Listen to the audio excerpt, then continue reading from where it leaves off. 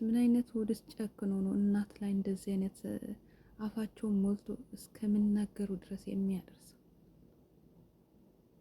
እኛ እኮ በእውነት እናቶቻችን ሲቆጡን ስመቱን ሲቆነጥጡን እንኳን መልስ አንሰጥም። ለእናትና ለአባት መልስ አይሰጥም ሲጀመር። አይደለም ለእናትና ለአባት ቀርተው ለታላቅ ወንድም እንኳን ታላቅ ወንድም እንኳን ይከበራል። ክብር አለ። ታላቅ ወንድም እንኳን እንደ ታላቅነትና እንደ ታናሽነት ክብር አለ። ምክንያቱም ቤተሰብ ነው። እናት ናት ወልዳ ያሳደገች 9 ወር በሆዷ ስትሸከም ያን ሁሉ ጭንቅ መከራ ደከመኝ ሰለቸኝ ሳትል 9 ወር በሆዷ ተሸክማ ወልዳ አሳድጋ እዚህ ደረጃ አድርሳ አስተምራ እውቀት ሰጥታ ዛሬ ግን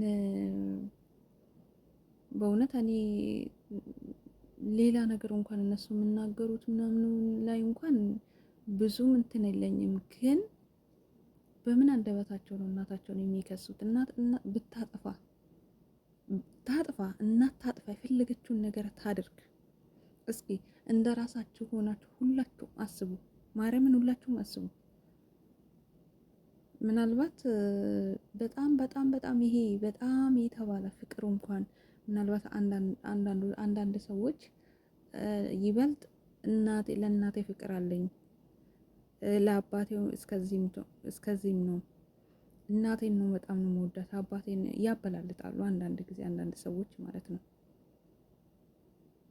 እናቴን በጣም ወዳታለሁ አባቴን ደግሞ እስከዚህም ነው የሚሉትም አሉ። ግን ደግሞ እስከዚህ ደረጃ ደርሶ እናት ብታባረር ከቤት ብታስወጣ እንኳን እናት መቼም እናት ናት፣ ዳግመኛ አትገኝም። እቺ እናታቸው ብታጠፋ እንኳን ምናልባት ዘመድ ይኖራል። ዘመድ ባይኖር እኮ ሸማግሌ አለ። በእኛ ሀገር በባህላችን የሆነ በቃ የሆነ ሸማግሌ ጠርተው እናታቸው ብታጠፋ እንኳን እንዲመክሩ በአግባቡ እነሱ ምናልባት የማይፈልጉት ነገር እናታቸው እነሱ እንደሚያወሩትም ሌላ የሆነ በቃ እነሱ የማይወዱት እነሱ የማይፈልጉት ነገር የሚያደርጉ ከሆነ ተደብቆ አንገታቸውን ደፍተው ጎረቤት እንኳን ለምሳሌ አሁን ምናልባት ከጎረቤት እንኳን በብዛት የማይቀራረቡ ወይም ደግሞ እንደዚህ የሚጣሉ ምናምን ይኖራሉ። እንደዛ አይነት ጎረቤት እንኳን ቢኖር ያ ጎረቤት እንኳን እንዳይሰማቸው አንገታቸውን ደፍተው ቀስ ብሎ የሆነ ተለቅ ያለ ሸማግሌ ሰው ፈልገው እናታቸውን አስቀምጠው መምከር ይችላሉ። ሰው ራሱ ያስፈልጋቸው እራሳቸው እናታቸውን አስቀምጠው እናታችን እንደዛ አይደለም፣ ይሄ እኮ ከአንቺ አያምርም፣ በአንቺ አያምርም ብሎ እናታቸው መምከር እንጂ እንዴት ሰው እናት ብታጠፋ ብትቆጣቸው ምናልባት እነሱ ጥፋት ቢኖርባቸው እናታቸው ደግሞ በጥፋታቸው ብትጣላቸውና ብትገርፋቸው ብትመታቸው ከቤት እንኳን ብታባረራቸው ከቤት እንኳን ውጡልኝ ብትላቸው ለጊዜ እንኳን ምናልባት እናታቸው ንዴታቸው እስከ ምሳሌ ነው የምላቸው፣ እኔ ምሳሌ ነው የምላቸው። ንዴታቸው እስከሚበርድላቸው ድረስ ከቤት እንኳን ዞር ብለው እናታቸው ንዴታቸው ከበረድላቸው በኋላ እግራቸው ላይ ወርቀው ጥፋታቸውን አምነው እናታቸውን ይቅርታ ጠይቀው ከእናታቸው እግር ስር ቁጭ ብለው መኖር። ምናልባት አግብቶ ከሆነ ደግሞ በሰላሙ ከእናታቸው ጋር ፍቅር ፈጥሮ ሰላም ፈጥሮ ትዳራቸው ውስጥ እና እነሱስ ዛሬ እናታቸውን ከሰው ዛሬ እናታቸውን እንደዚህ አዋርደው ነገ እነሱ ምን አይነት እናት ሊሆኑ ነው? ምን አይነት አባት ሊሆኑ ነው? እስኪ ፍረዱ። ምን አይነት አባትና እናት ሊሆኑ ነው? ልጅ ወልዶ ሊያሳድጉ ነው? የወለዱትን ልጄ የተወለደችው ልጅስ እናቴ አባቴ ልትላቸው ነው? ምክንያቱም የሰው ልጅ የዘራውን ነው የሚያጭደው። በእውነት እቺ እናታቸው ደክማ አሳድጋ ለፍታ ወልዳ ዛሬ እንደዚህ ሲያደርጓት ታለቅስባቸዋለች። በጣም ነው የምታዝንባቸው።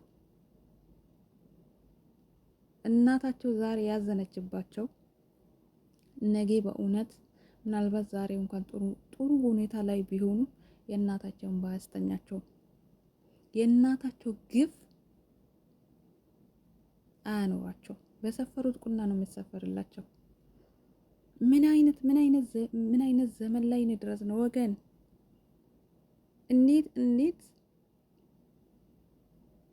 እንዴት ሰው እናትን ሚዲያ ላይ አውጥቶ ስለ እናት ምስጢር እንኳን እኮ አለ እኮ እናንተ። ምስጢር የሚወራና የማይወራ ምስጢር እኮ አለ።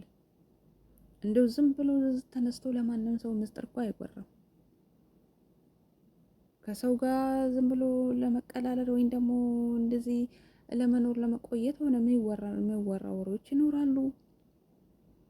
ግን ደግሞ የቤተሰብ ገበና ለራሳችሁ ያላችሁት ነገር ምስጢር ይኖራቸዋል። ዝም ብሎ ተወጥቶ ሚዲያ ላይ አይወራም።